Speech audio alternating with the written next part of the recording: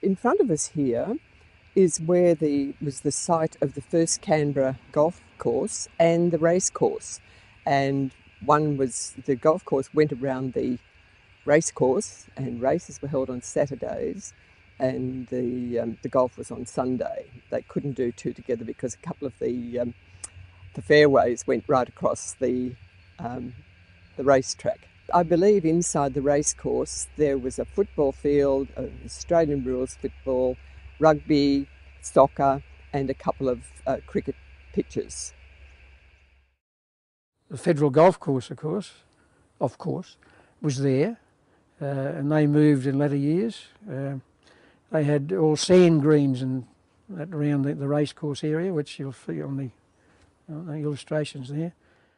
And they were very active in a little clubhouse that was later turned into a members' bar later on, in later years, to accommodate the members of the racing club for their boozing and socialising on the race days. So it was, as far as I'm aware, the first golf course in Canberra. And the Royal Golf Course, of course, was established, you might say, in parallel with it. But I don't know when it was established. No doubt there's a history of the Royal Canberra Golf Course. But this was the first one, the federal. And they were ordinary workers, as against the higher public servants, you might say, of the Royal Canberra. They mightn't like that, but it always seemed to be a level above the Royal Canberra. The plum golfers, the Royal Canberra, and the scrubbers used to play golf in the sand greens at Federal Golf Course. But when I was a lad, in the Acton cottages, of course, back there, we used to sneak through the back fence of the Royal Canberra Golf Course with our couple of balls and an old club, and we'd hit up in the greens and around about the place there until we were chased off by the greenkeepers. They'd soon get rid of us. There's more than one golf course around the Acton precinct, of course, the Federal and the Royal. They may even have shared the odd green or tee because they overlapped slightly around the north-western Black Mountain corner of Acton Ridge. Incidentally, the first golf links that was mentioned at Acton is up, where White City Camp. Then it was moved down to near the racecourse, and now it's at Red Hill. So that's the same one. The first one was where Canberra High School is. That's where White City Camp was. And it moved later. Later to the when racecourse. He was at Balmain Crescent. That's where he learnt to hit a golf ball. My uncle's name was Jim Brinkman, and he was very involved in golf, and he was secretary for a number of years and played golf, and then his wife later played, and he was instrumental in some of the early organisations of the golf clubs, both of them. My father-in-law was Mr. Sandy Stewart. He was the first secretary of the racing club, which was at Acton. He was the first secretary of the Federal Golf Club, which was at Acton. And he was the first secretary of the Canberra Highland Society and Burns Club, which ran the Highland gatherings at Acton. They have lots and lots of Highland dancing, hammer throwing. The best thing, and my favourite thing, is the mass bands, the mass pipe bands.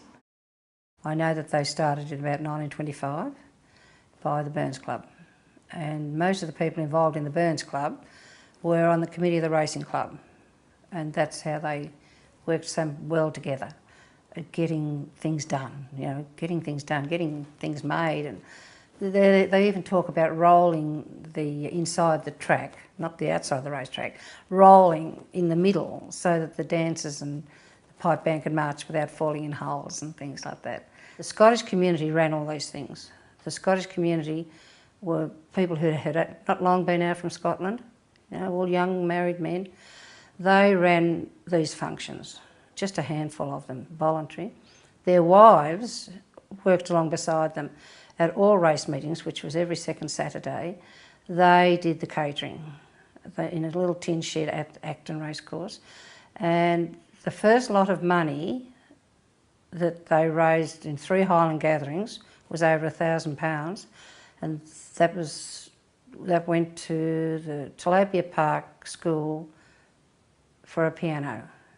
The second lot of money they raised in the next year was £75, and that went to the hospital for a wireless thing, something to do with wireless. Then after that, they still continued to raise money, but it was for the Robbie Burns statue at Forest.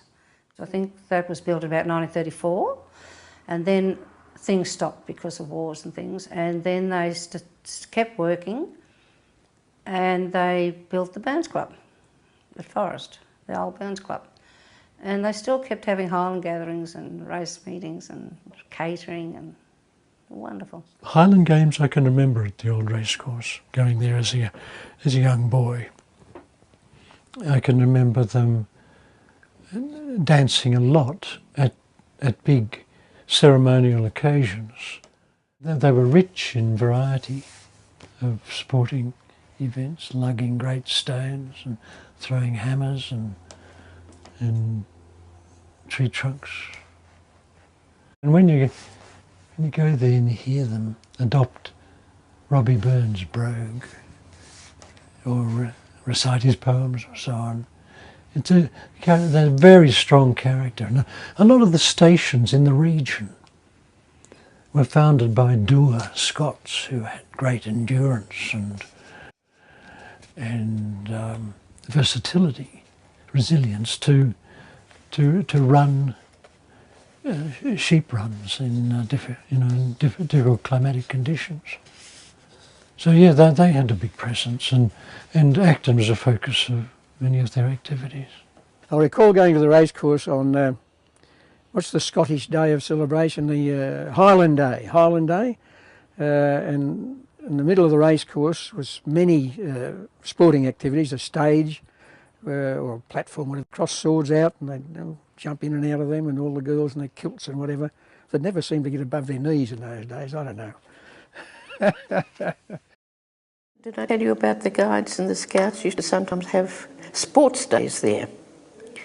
There'd often be sports days, competitions, and parents would come along. One of the competitions that they had was they had one single cricket stump up the length of a cricket pitch, and anyone could go in it, and you'd pay so much, and you had 3 balls to hit that cricket stump, the length of the cricket pitch. My father was a left-hander. He was a slow left-hand bowler. He played cricket in Canberra.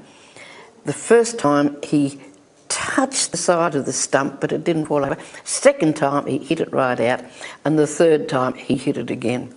Out of 3 balls, he did very well.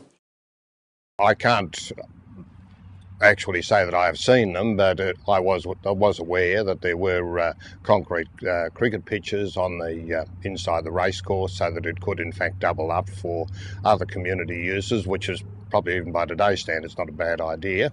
They would have been concrete, as most of the pitches were, because again it was subject to flooding. Yes, inside the racecourse they had 2 cricket pitches.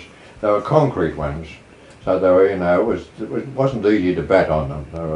The ball did tend to bounce a lot, and of course you didn't have the protections that they have. I played about 10 years of cricket, and I became the president of the cricket club, and what else? Bring home people to evening meals and so on that he didn't like. No, I was going to leave him a few times. I'd say, what are we going to do Tuesday? We might put Shirley next door, look after the kids. We go, oh, no, we've got a cricket meeting here. I'll sit at our place. Yes. Oh, I'll leave him. Sporting activities, I can recall playing Australian rules football in there as a junior, and riding on, competing in the events of best boy rider under 14 and all that sort of thing, which I was never any good at. I used to sit a horse reasonably well, but only when it was going fast or whatever. I didn't have that rhythm of rise and fall that the ladies seem to have captured quite attractively. I used to visit the racecourse as a young boy, mainly to scrounge around and pick up lemonade bottles, which were quite handy. Sort of threepence a go.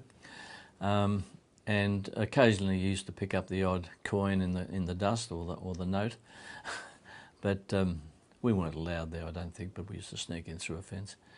It was no big deal. We used to run billy carts down from the main entrance to the racecourse, which was just off Balmain Crescent, at the intersection of that small street between Liverpool Street and Balmain, and the Balmain Crescent. There was a gate. That's where and there was a bit of a steep incline. We used to race billy carts down that steep incline on the days when there weren't races, of course. Well, we constructed two types of billy carts. One was a crude one with cast iron wheels, just with an axle. It was a box with a bit of wood jutting out the front, and at the front we used to put a spar across the top that held the front wheels, and the back wheels were under the box. We had two bits of rope, and we used to put our feet on the spar, and that was one form of steering, and we used to steer with the ropes too. They were usually only one person show, but sometimes we used to cram two in them. The other type of billy cart, my brother, who was older than me, 7 years older, he acquired some wheels with ball bearings. He made billy carts of that, and we used to go down Balmain Crescent. It was a nice bitumen road, and that was real quick. It may not be steep these days to people with modern cars, but on a billy cart with ball bearings, it was steep or fast. The only other thing we used to do is try and walk around the railings of the racecourse without falling off. It was quite an achievement because some of the railings weren't all that stable. It was just a really free childhood growing up there. My brothers used to go down and hang around the race courses looking for the bottles, you know, because you used to get your money back on them. You used to get threepence or sixpence back on bottles, you see. So they'd watch someone drink their drink. Then they'd say, "Hey, mister, can we have your drink? You finished with your bottle?" So, yeah, so they'd make their pocket money that way. In the latter years of the race course and the race meetings, they used to run race meetings, of course, and they had a bar, which I worked in the bar as a glass boy, selling glasses. And to have a beer, you'd buy a glass first for $1, and that was your glass for the day. If you put it down and the glass boy came along and nipped it away, that was $1 in his pocket and $1 out of your pocket. So you'd work out a bit of pocket money that way. They were great meetings, really great meetings. Of course, the highlight of the meeting was what was left over in the kegs of an afternoon. And you'd never tip beer out. You could never spend enough time to drink what was left in the keg at the end of the meeting. So we came onto the market some very handy little gadgets. They were aluminium kegs that held about 2 gallons or so, or thereabouts, about 2 gallons. And they were powered by a CO2 bomb. So you'd fill the keg out of the remains of the wooden kegs on the bar. Then you'd take it home and charge it up with a CO2 cylinder, whack it in the fridge, and you'd have party beer for the night. So you'd waste as little as you possibly could. Or what you couldn't drink you wouldn't waste. To tip beer out, of course, even today is a sin. In those days it was a bigger sin. Get it for free. Well, that was Tooheys beer. I never liked Tooheys, but I got to like it. But I was the glass boy for many years until the racecourse finally closed down. And prior to this, all the activities that were conducted there seemed to drift away. The Highland Society moved their activities to Manuka Oval. And the rugby field that was there moved their activities to University Oval, or the Acton Flat West Basin, as you call it. Australian Rules just gave up and went to their own local grounds and so forth. And then the old racecourse just seemed to peter out.